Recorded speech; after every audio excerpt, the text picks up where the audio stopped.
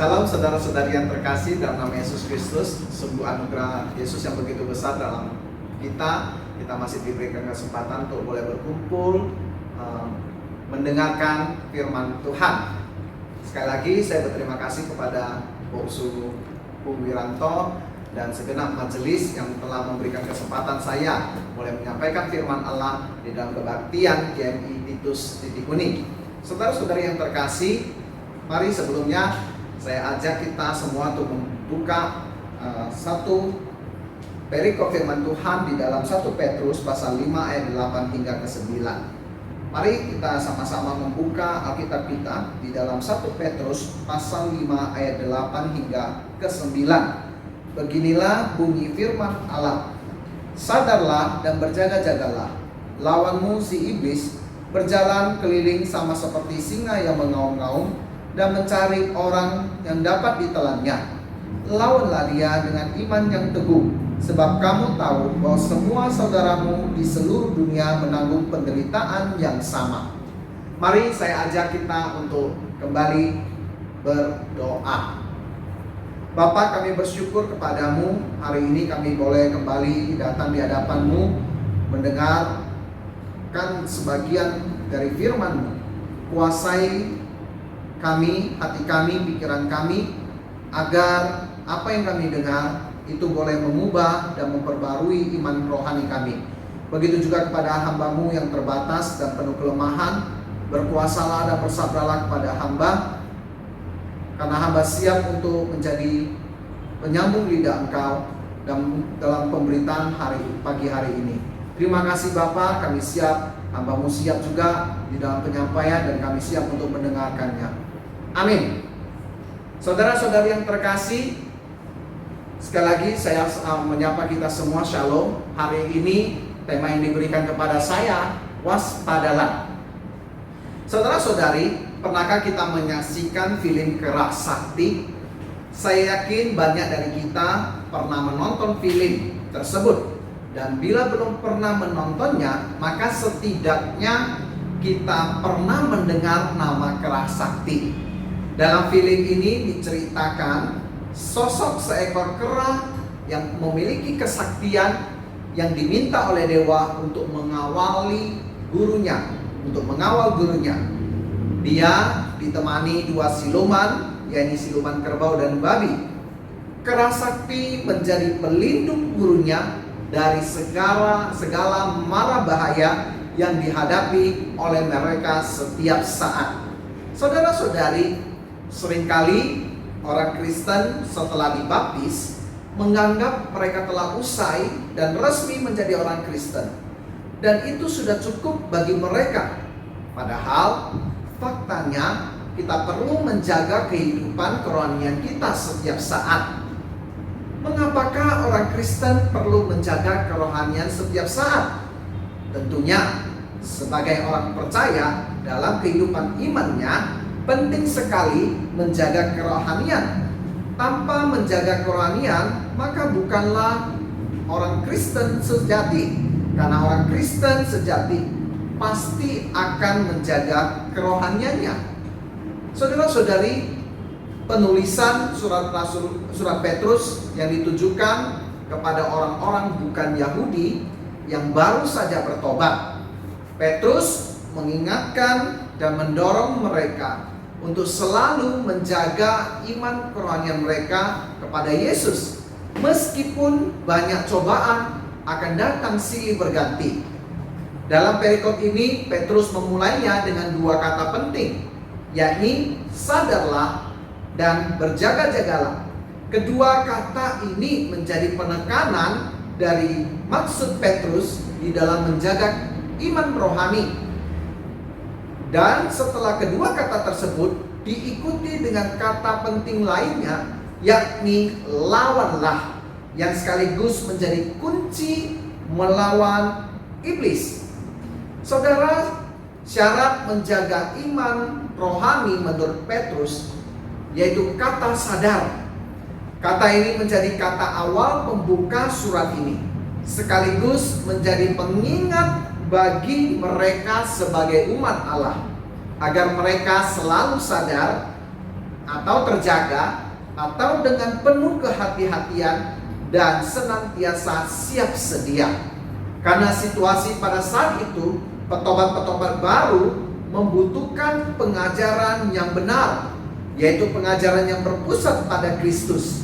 Saudara, petobat-petobat baru yang dimaksudkan di sini adalah yang dikategorikan sebagai orang-orang Kristen baru. Mereka masih membutuhkan pengajaran-pengajaran Injil yang benar.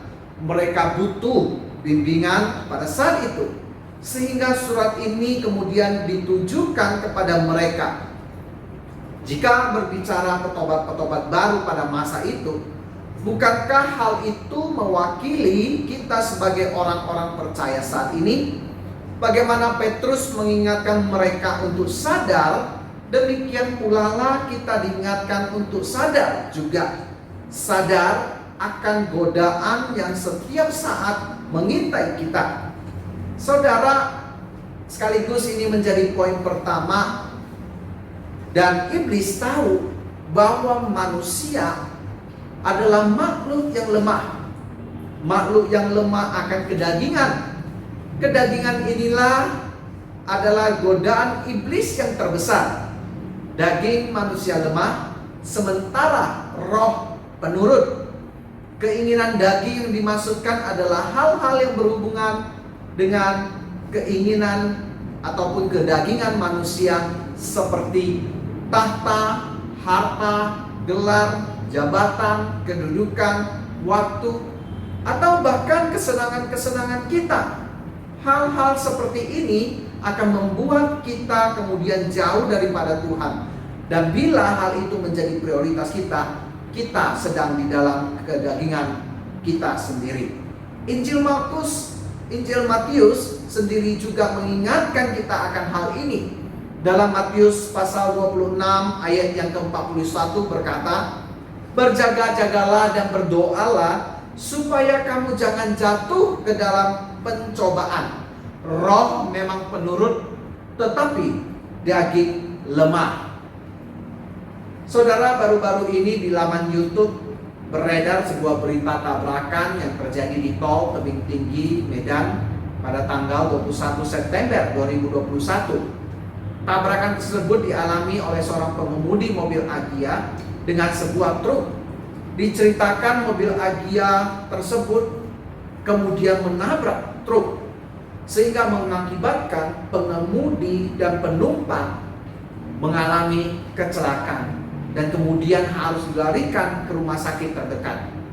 Setelah diselidiki, terungkaplah alasan terjadi kecelakaan tersebut adalah karena supirnya tidak menyadari dirinya dalam kondisi kelelahan fisik. Sama halnya orang percaya yang terus dibuai oleh keinginan dagingnya, sehingga membuat ia tidak menyadari akan godaan-godaan iblis tersebut, yang lambat laun membuatnya jauh dari Tuhan.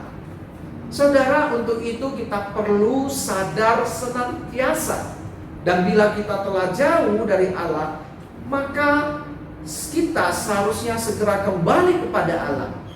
Mari saudara, sadarlah segera dan kembalilah kepada Allah. Karena hanya Allah pribadi yang dapat menjaga kehidupan kita agar terhindar dari godaan-godaan iblis. Saudara, syarat berikutnya menjaga iman rohani menurut Petrus, yaitu terletak pada kata berjaga-jagalah. Saudara, Petrus juga mengingatkan petobat-petobat baru yang baru saja menerima Kristus perlu sekali memiliki sikap berjaga-jaga. Hal ini sebagai nasihat juga bagi mereka yang mungkin sekali pada saat itu mereka dibingungkan oleh pengajaran-pengajaran lainnya yang tampaknya seperti pengajaran Kristus, namun sesungguhnya bukan, sehingga membuat mereka tidak tahu mana yang sesungguhnya adalah pengajaran yang benar. Sekali lagi, Petrus menasihatkan mereka untuk senantiasa berjaga-jaga. Berjaga-jaga yang dimaksudkan Petrus adalah selalu waspada. Atau dengan kata lain, siap siaga 24 jam. Bukan tidak beralasan Petrus mengatakan hal ini dikarenakan pada masa itu Petrus sendiri sedang berada di Roma. Dan kita tahu Roma merupakan pusat dari lahirnya pengajaran-pengajaran filsuf. Sehingga hal ini juga akan mempengaruhi iman percaya orang-orang yang baru menerima Kristus. Ahli-ahli filsafat banyak dilahirkan dari kota Roma. Dan ini juga akan membuat bertambah banyaknya pengajaran-pengajaran dan bermunculan pengajaran-pengajaran lainnya.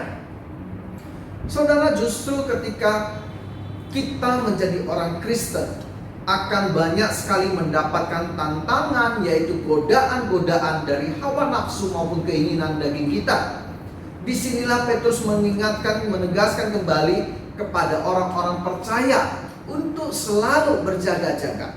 Berjaga-jaga atas iman rohani mereka. Dan pada masa itu Rasul Petrus juga mendorong mereka untuk kuat di dalam iman mereka. Iblis selalu menggunakan keinginan daging atau kenyamanan kita sebagai celah untuk menjatuhkan iman kita. Selalu waspada menjadi poin kedua yang penting. Untuk itu saudara, sebagai pengikut Kristus sekali lagi perlu waspada terhadap ancaman si jahat. Kewaspadaan ini bisa timbul dari firman Allah. Dan kewaspadaan ini berasal dari iman. Dan iman itu timbul dari pendengaran akan firman Allah sendiri. Paulus pernah berkata dalam Roma pasal 10 ayat 17, jadi iman timbul dari pendengaran, dan pendengaran oleh firman Kristus. Ketika firman Allah telah kita dengar, maka akan membangkitkan iman percaya yang kemudian berdampak pada munculnya sikap kewaspadaan kita. Saudara, sebagai contoh, anjing merupakan hewan peliharaan yang dapat digunakan sebagai penjaga rumah. Tahukah kita, selain indera penciumannya yang tajam, masih ada satu lagi indera lain yang juga tajam. Suatu kali kami pernah memelihara seekor anjing. Uniknya, dia bisa mengetahui keberadaan kami padahal kami belum sampai di pintu rumah. Kami bingung mengapa anjing itu tahu. Dan akhirnya saya mendapatkan informasi, baik itu dari teman dan dari media, bahwa anjing memiliki ketajaman telinga. Dan ketika dia sedang tertidur, telinga anjing tetap waspada. Telinganya selalu menangkap suara yang mendekat padanya. Hal ini menjadikan anjing selalu waspada terhadap segala sesuatu. Saudara, fakta di lapangan menyatakan bahwa banyak orang percaya masih kurang waspada akan godaan yang mempengaruhi imannya. Hal ini seharusnya menjadi pembelajaran bagi engkau dan saya untuk selalu waspada terhadap godaan iblis. Mari saudara, selalu waspadalah akan godaan-godaan iblis yang mempengaruhi iman kita. Saudara, syarat menjaga iman rohani berikutnya menurut Petrus, setelah dua kata itu, ada satu kata penting lagi sebagai solusi atau kunci di dalam supaya iman kita tetap kuat, yaitu lawanlah. Lawan di sini diartikan sebagai memberi pertentangan atau menghadapi. Di ayat ke-9 kita diminta untuk menghadapi, lawanlah iblis, lawanlah dia dengan iman yang teguh, sebab kamu tahu bahwa semua saudaramu di seluruh dunia menanggung penderitaan yang sama, menghadapi segala godaan-godaan iblis, baik itu keinginan, kenyamanan maupun kesenangan dari daging. Dan hal ini dihadapi oleh setiap orang-orang percaya di dalam dunia ini. Hal ini perlu sekali dilawan. Saudara, Petrus mengingatkan mereka pada saat itu supaya memberikan perlawanan kepada iblis. Karena iblis adalah bapa dari segala pendusta yang dapat menyeret mereka ke dalam kebinasaan dengan jalan membelokkan firman Allah. Sekaligus ini menjadi poin ketiga, saudara. Iblis adalah pribadi yang tahu kelemahan petobat-petobat baru ini. Kesenangan, keinginan, kenyamanan, atau hawa nafsu merupakan objek kelemahan mereka. Iblis dapat memanfaatkan situasi ini untuk mengajak mereka menjadi seterunya Allah. Sehingga Petrus kemudian mengalamatkan surat ini kepada mereka. Saudara, layaknya kita saat ini untuk perlu melawan hal ini. Karena godaan-godaan butuh dipertentangkan dengan iman percaya kita. Firman Allah juga meminta kita untuk mempertentangkan iblis. Lawanlah si iblis, maka ia akan lari daripadamu. Bila Allah ada di pihak kita, maka buat apakah kita takut dalam melawan tipu muslihat iblis? Melawan tipu muslihat iblis, Paulus sadar benar bahwasanya iblis begitu kuat.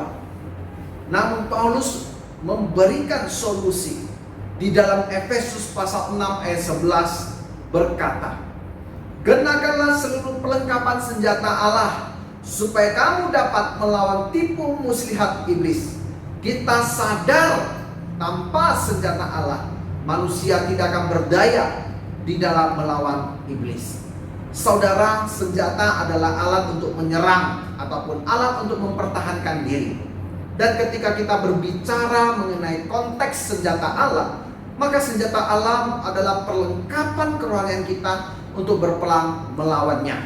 Dalam Efesus 6 kita bisa melihat ke ayat berikutnya, mengatakan di ayat 14-17 menjelaskan senjata Allah itu antara lain berikatkan kebenaran, berbaju jirakan keadilan, berkasutkan kerelaan, menggunakan perisai iman, ketopong keselamatan, dan pedang roh, yakni firman Allah. Hanya firman Allah lah, dan itulah yang digunakan sebagai senjata Allah untuk melawan segala kedagingan yang dipakai iblis untuk menjatuhkan iman percaya. Saudara, ilustrasi contohnya bagaikan sebuah negara Israel saat ini. Negara Israel memiliki sistem pertahanan tempur yang dinamakan Iron Dome, yaitu sistem pertahanan negara Israel terhadap rudal-rudal yang ditembakkan untuk menggempur negara itu. Uniknya kecanggihan Iron Dome ini sungguh di luar dugaan. Bahkan setiap rudal yang ditembakkan yang kemudian diarahkan ke negara Israel akan hancur sesaat sebelum rudal-rudal tersebut menyentuh Israel. Iron Dome dianggap sebagai sebuah perisai negara Israel. Demikian pula lah dengan iman kita. Bila saja negara Israel memiliki Iron Dome, maka pengikut Kristus memiliki iman, yaitu iman percaya kepada Allah. Bila kita memiliki iman yang sungguh-sungguh kepada Allah, maka kita tidak akan jatuh terhadap godaan-godaan iblis. Apakah kita masih ragu kepada Allah? Mari belajar dari pribadi Yesus. Yesus yang terlahir menjadi manusia. Ketika dia lahir di dalam dunia ini, dia merasakan juga haus, lapar, letih, sama seperti penderitaan manusia. Dia tidak hanya sampai di situ saja. Bahkan Yesus pernah juga dicobai oleh iblis. Iblis menawarkan kepadanya kedagingan itu kepadanya, bahkan menawarkan segala sesuatu yang ada di dalam dunia ini. Namun Tuhan menolaknya. Dan Tuhan menang atas godaan-godaan itu. Yesus menang di dalam godaan-godaan iblis. Iblis tidak berkuasa atas Yesus. Yesuslah pribadi yang berkuasa. Pesan Tuhan hari ini kepada kita, sebagai pengikut Kristus, hendaknya untuk selalu sadarlah dan waspadalah, serta lawanlah si iblis dengan iman yang berpegang teguh kepada Kristus. Sebagai penutup, saudara, saya akan mengisahkan sebuah cerita. Suatu kali ada sekelompok pemburu yang ingin berburu serigala. Namun setiap kali jerat yang dipasang, sang serigala dapat melarikan diri. Serigala ini telah banyak memakan ternak-ternak warga. Tetapi serigala ini sulit sekali untuk diburu. Sehingga mereka, para pemburu, bersepakat menggelar perundingan di dalam mencari jalan untuk menangkap sang serigala itu. Akhirnya mereka mendapatkan sebuah ide. Mereka melilitkan sebuah pisau kecil yang tajam di dalam seonggok daging sebagai jeratnya. Tibalah hari perburuan, saudara. Mereka pun menanti. Pagi belum juga datang.